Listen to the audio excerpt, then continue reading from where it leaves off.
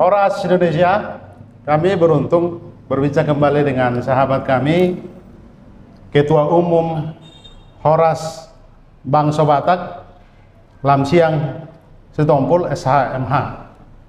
Dia berkantor pengacara di Medan dan lalu lalang kemana-mana mengembangkan Horas Bangsa Batak. Saat ini kami berjumpa di Jakarta, tepatnya di daerah kawasan Jakarta Barat, karena ingin konsolidasi. Iya. Saya dengar Horas Bangsa Batak ingin memetakan bahwa Horas Bangsa Batak harus berdampak untuk Indonesia. Iya. Kita akan berbincang, Bang. Lamsiang, peran dari Horas Bangsa Batak sebagai ormas pertama yang lahir di Indonesia ini. Ormas Batak begitu. Dalam bidang apa dulu nih? Kita bicara soal suasana politik sekarang. Iya. Jadi orang banyak menyalahartikan ya tentang politik. Politik itu dianggap sesuatu yang kotor, sesuatu yang jahat gitu ya. Tetapi sebenarnya sadar atau tidak sadar kita sudah berpolitik, baik praktis maupun bukan ya. Dengan kita berkumpul-kumpul begini, bikin organisasi, tentu kita berpolitik. Jadi kebutaan yang paling paling sedih itu ada buta politik, karena semua kehidupan kita ditentukan oleh keputusan politik, presiden keputusan politik, undang-undang keputusan politik. Kalau udah terbit suatu undang-undang, setuju tidak setuju, kita harus laksanakan. Apalagi itu ada pidananya, kita nggak setuju, melanggar, dipenjara dong. Jadi sangat konyol kalau kita tidak mau terlibat di dalam politik. Tetapi tentu kita harus melihat ada politik itu yang sehat, ada politik itu yang baik. Ya disitulah.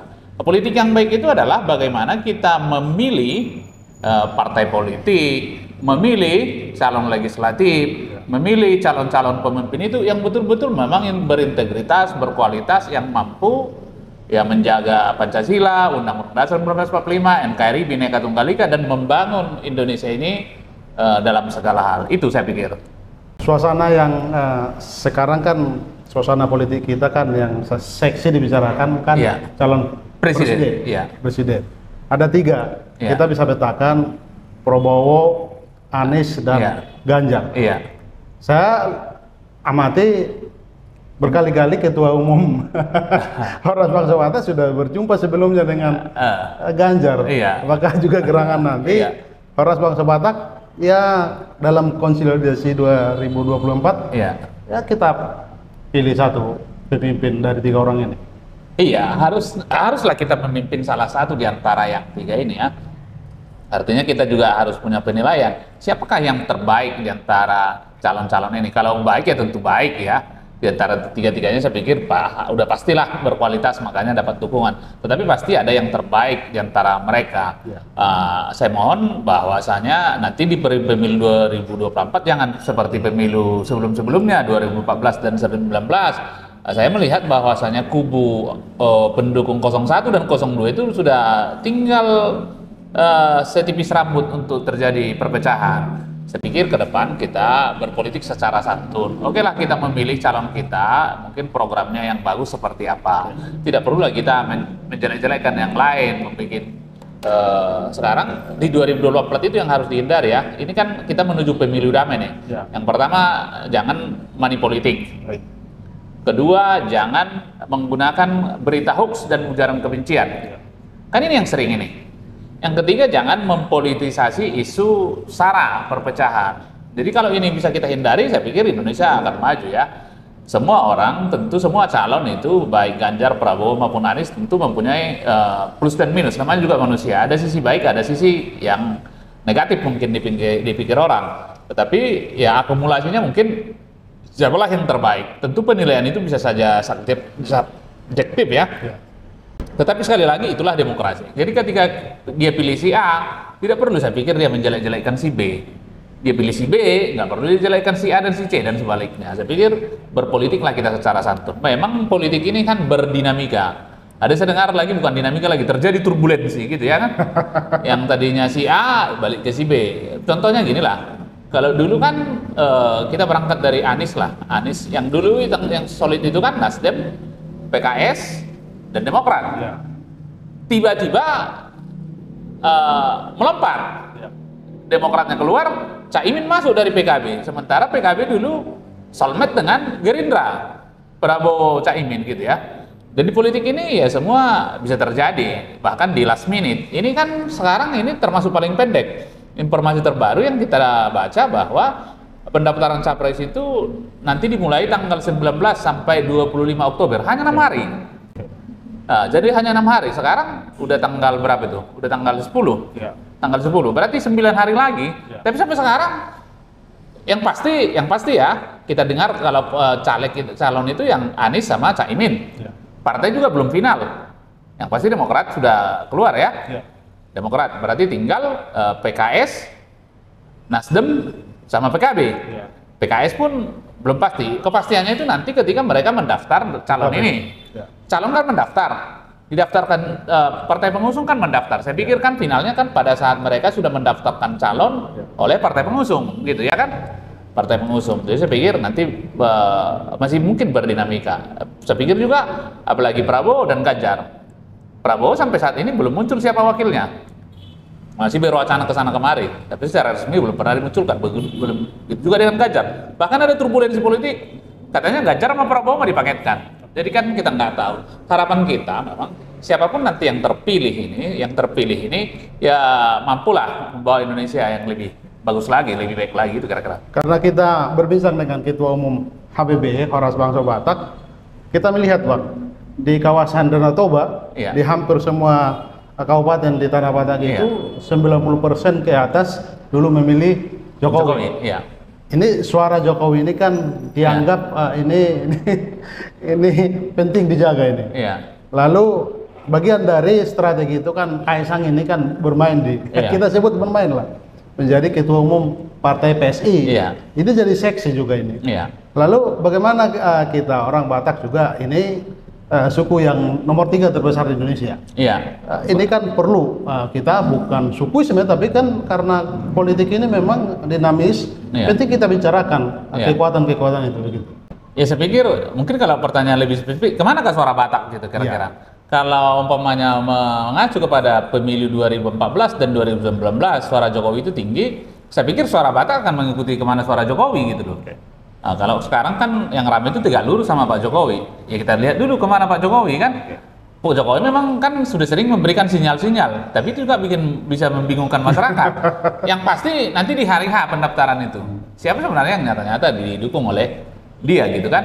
Sampai sekarang ya secara tertulis belum ada lah. Tetapi kalau semacam isyarat, teka-teki, kadang-kadang di satu sisi orang menganggap itu sudah jelas dukungannya kepada siapa, di sisi lain ya saya juga bingung ya kan, saya juga ingin kepastian si A, si B atau siapa kan. Saya pikir karena dia seorang presiden dan sudah mengamati mereka lebih dekat, calon-calon ini, saya pikir dia punya pemahaman yang lebih luas, kebijaksanaan yang lebih tinggi, memilih siapapun nanti yang menjadi penerusnya gitu. Bang Lamsiang, kita sepakat bahwa politik itu penting kita bicarakan, apalagi ormas ini kan sensitif juga ini ketika bermain di ranah politik, artinya berperan begitu ya. Anggotanya, masanya kan perlu diberikan edukasi, pemahaman, agar jangan ujuk-ujuk hanya hal-hal yang sensitif dibawa-bawa menjadi bisa bumerang untuk kita begitu. Bang Lamsiang mau konsolidasikan ke seluruh anggota dari Horas Bangsa Batak untuk berperan, tapi kita sepakat satu memilih yang kita sepakati. Ya, ketika nanti hasil akhir kita memilih si A, ya kita mengawal si A ini sampai terpilih. Setelah terpilih pun kita kawal juga agar dia melaksanakan programnya dengan baik. Kan itu dia tanggung jawab kita. Jangan kita pilih si A, tak perlu menjelek-jelekan yang lain. Saya pikir semua ini kan rekam jejak calon ini kan sudah terbuka nih. Apalagi di dunia di dunia medsos ini ya kan, tak perlu lagi ya untuk kita tutupi. Semua orang mau tahu bagaimana Prabowo, bagaimana Ganjar, bagaimana Anies gitu kan. Kembali kepada rakyat, dia memilih siapa, kita hargai dong hak masyarakat itu memilih. Tak perlu lagi dia serang yang lain kan gitu kira-kira. Saya ya selaku ketua ormas mengharapkan anggota HBB terkhusus ya jangan seperti itu, dan masyarakat Indonesia secara umum ya kita jauhkan seperti itu. Toh juga nggak ada artinya kan, kalau dukungan kau nggak benar, ya kau dukung dia dengan benar gitu loh. Tak perlu kau jelekkan orang lain, apalagi sampai menggunakan berita-berita bohong dan ujaran kebencian, menggunakan isu-isu sara dan lain sebagainya kan. Seorang politisi itu kan harus luas, Iya. wawasannya luas, artinya dia tidak bersumbu pendek. Iya. Satu hal bisa dia buat masalah karena tidak dia luas memahaminya. Ini juga harus dipahami seluruh anak bangsa. Iya. Karena ini kan memilih presiden, memilih pemimpin, ini butuh pengalaman masa lalu kan kita hampir seperti abang bilang itu, Iya. hampir kita terpelesok perang saudara ini. Iya, iya. Iya, makanya kalau kembali dengan orang Batak itu kan ada falsafahnya perbahul-bahul nabulu, kan begitu ya kan, berjiwa besar ya kan. Ketika kita pilihan kita si A, ya kita dukung si A dengan cara yang benar kan. Kalau masyarakat kan tinggal dia menilai. Kalau pilihannya udah jatuh jadi si A, ya disimpan dalam hatinya. Nanti dalam bilik suara ditusuk. Kan segitu aja. Kalau mungkin dia bisa rekrut yang lain, kasih pemahaman. Kalau resisten, ya sudah, nggak perlu kita paksakan, kan begitu. Karena memilih pilpres ini kan kadang-kadang macam jatuh cinta gitu loh, ya kan? Kalau dia jatuh cinta, yang jelek pun menurut orang lain dia nggak baik gitu loh, ya kan? Katakanlah menurut sebagian orang Anies itu kan jelek gitu ya, tapi menurut pendukungnya ya dia paling bagus. Jadi nggak perlu kita berantem sama dia, bermusuhan sama dia. Ya kalau menurut dia paling bagus, ya kita hargai dong pendapatnya kan gitu, gitu kira-kira. Tapi ketika kita juga memilih yang lain, dia harus hargai kita. Dan menurut saya nggak perlulah kita banding-bandingkan lagi. Kalau kita pilihan kita kepada si A, ngapain kita bandingkan lagi dengan si B gitu loh. Sama dengan kita memilih istri ya kan. Ya. Kalau kita menganggap istri kita ini paling baik, paling cocok, paling cantik, ya udah nikahin gitu loh. Udah nikahin ya udah, rawat, jaga, urus, sayangi dia, selesai kan. Tak perlu kita bilang istri kau jelek kali, urian apa segala macam. Nggak perlu kali itu kan kita nggak etis juga seperti itu. Kembali ke Horas Bangsa Batak. Iya. Karena kan anggotanya ini ribuan. Iya. Pasti dalam kepengurusan atau anggota dari Horas Bangsa Batak ini kan ada yang mencalonkan diri menjadi caleg. Iya. Mungkin dari partai-partai bertepatan nanti. Karena saya dengar dari ketua umumnya Bang Lamsiang akan ada konsolidasi ketika KPU menetapkan calon bahwa Horas Bangsa Batak mendukung siapa gitu ya. Iya. Tapi belum ditetapkan ya. Bagaimana nanti? Ini kan resisten sih.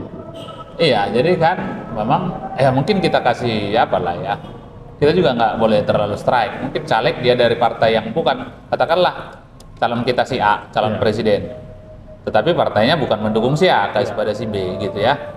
Ya saya pikir itu kembali kepada pribadinya, tapi secara kelembagaan ya Capres dengan partai pendukung itu kan linear lah saya pikir. Tapi kita kan tidak akan mengambil sikap yang apalah, yang terlalu tegas gitu ya, arahan saja gitu ya kan. Kalau toh kadang-kadang kan dia udah di partai A, ternyata partai A tidak sejalan dengan Capres kita. Kalau dia pindah ke partai B kan nggak sesederhana itu.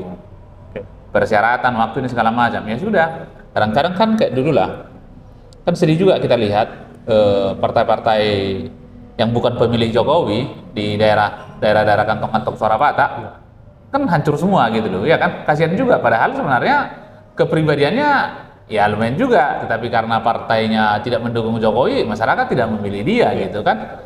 Saya pikir ya ke depan nggak terlalu kejam gitulah kira-kira. Karena ada juga kadang-kadang pengurus HPB ini kan lintas partai juga, ada yang kelompok sini ada kelompok sana gitu. Tapi kalau secara kelembagaan ya kita umpamanya ketua di tingkat bawah ya, jangan lagi membawakan lembaga ini kepada yang lain. Kalau pribadinya dan anggota orang-orang lain bertindak secara pribadi ya silakan saja. Dulu kan kita terpecah karena berbagai kerajaan, ada kesultanan, lalu kita sepakat satu negara demokrasi. Iya. Demokrasi kan membawa kita ruang untuk memilih. Iya. Dan memang demokrasi ini kan dinamis terus. Iya. Tapi ketika berdemokrasi kita sulit untuk luas karena terlalu sensitif. Misalnya kita tidak mampu memahami bahwa demokrasi ini juga bagian dari cara Tuhan. Iya. Ini kita sampai ke situ, Bang. Karena orang selalu juga membayangkan pemetaan politik itu bagus. Tapi kan bukankah tangan Tuhan yang menentukan seseorang jadi pemimpin? Iya, kalau umpamanya kita kembali kepada iman, ya kan? Ya. Yang pertama saya pikir begini, ya sebelum memilih seseorang itu orang kan akan berdoa dulu, ya kan? Berdoa menurut agama dan kepercayaannya agar dia diberikan petunjuk siapakah yang terbaik di antara calon ini, kan itu dia. Lalu mungkin ya logika jalan, bagaimana track recordnya si A, si B, si C gitu ya kan. Ya kalau itu sudah dilakukan dengan benar, dia memilih pun dengan damai. Tadi kan kita bilang, yang jelek itu sekarang kan money politik. Ya. Kedua, isu sara. Ya. Ketiga, ujaran kebencian atau hoax, ya kan? Ujaran kebencian menyerang personal atau segala macam, lembaga. Hoax itu kata-kata bohong gitu ya kan? Ada gempa di sana, dibilangnya itu di sini, kan gitu. Hoax ini macam dan lain-lain. Kalau saya pikir dia sudah berdoa, dia mengesampingkan pemilihannya, memilih seseorang tanpa ini, bukan karena suku. Kadang-kadang kan kita ini kan jelek juga. Kita memilih seseorang itu karena pertemanan, satu suku ya, satu agama, satu kampung, satu alumni. Padahal mungkin yang lain lebih baik dari dia. Ini juga nggak boleh. Apalagi karena kita dapat uang. Oke. Yang tadinya dalam hati kita milih si A, tapi si A ini nggak datang, datang si B. Dia ngasih uang, jadi kita pindah, kan jelek juga kita. Ya. Terus mungkin ya menggunakan yang itu tadi kan, isu sara, ya kan, satu agama gitu ya kan. Terus kalau mau orang bisa berdiri di sini, saya pikir pilihannya udah bagus.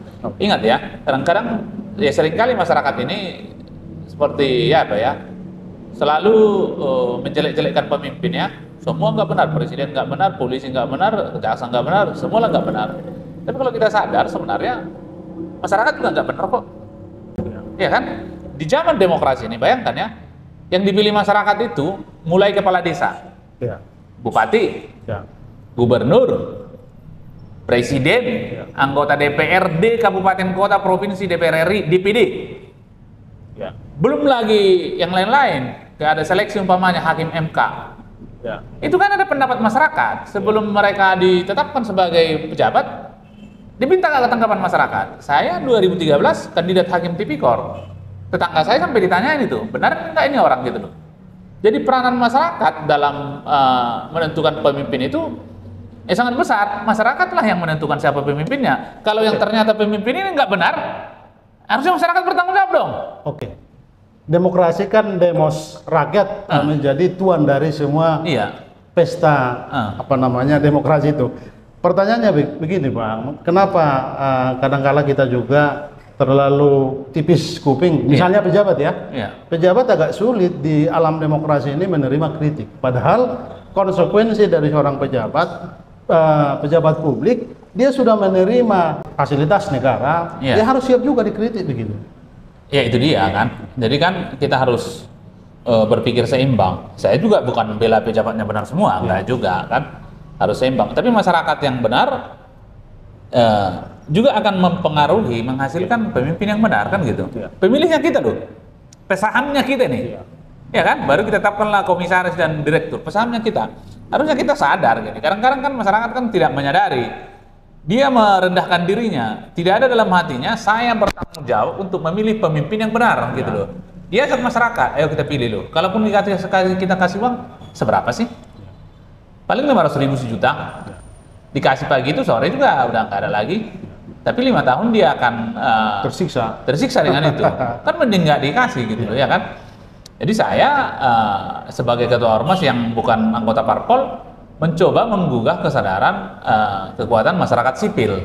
Masyarakat sipil ini bersatu dong. Ya. Negara kita ini katakanlah kalau nggak baik-baik saja, ya kita perbaiki dong bersama-sama. Memperbaiki negara ini tidak harus dari pemerintah, dari kita juga, ya kan? Ya. Macet itu kan bukan polisi yang bikin, masyarakat yang bikin kok, ya kan? Parkir sembarangan di tengah jalan, bikin kegiatan, jualan ini segala macam itu masyarakat. Kenapa kita nggak introspeksi juga masyarakat ini? Kalau masyarakat udah benar, ya kita kritik juga lah aparat yang nggak benar. Oke, kembali ke politik Bang. Kalau kita ingat suasana 5 tahun lalu, hampir 5 tahun lalu, pemilihan presiden yang terakhir, 2 calon Jokowi dan Prabowo itu kan ada rivalitas yang sangat besar di situ. Terjadi perasaan apa namanya agak miris melihat keadaan itu. Tapi kalau kita bayangkan pemetanya sekarang kan belum tentu sih ya.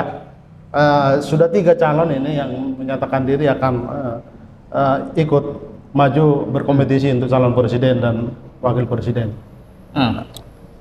Kalau kita hitung matematikanya ya, mungkin lebih nyaman di era ini pemilihan presidennya dibanding lalu ya. Karena ini kan kalau 3 calon kan nggak terlalu dibawa isu sara, dibawa isu agama gitu. Iya, memang pertama ya masalah waktu ya. Kalau dulu kan calonnya kan cuma 2, 01, 02, Jokowi dan Prabowo. Dan masa panasnya itu hampir 2 tahun gitu loh. Dan ada kadron Nah, jadi yang ada cuma kampret dan cebong gitu kan. Nah, ini yang nggak benar gitu loh. Ya, mudah-mudahan tidak ada lagi. Ya, mudah-mudahan nggak ada lagi. Sekarang kayaknya udah jarang muncul ya. Ya. Sekarang ada 3. Dan waktu, ini kan waktunya singkat ini. Ya. Tanggal 19 pendaftaran sampai tanggal 25. Berarti 6 hari saja. Terus kan bulan 10. Ya paling kampanyenya bulan 11, bulan 12, bulan 1. Ya. Sebentar doang. Sebentar doang, 3 bulan. Cukup. Ya. Saya pikir kan tidak terlalu lama lah keriuhan-keriuhan di masyarakat. Saya pikir bagus juga. Ya cuma ya kita lihatlah dulu perkembangan akhir-akhir ini kan.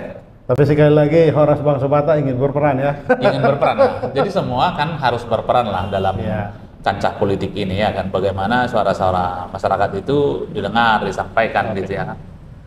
Dengan cara-cara yang benar juga tentu.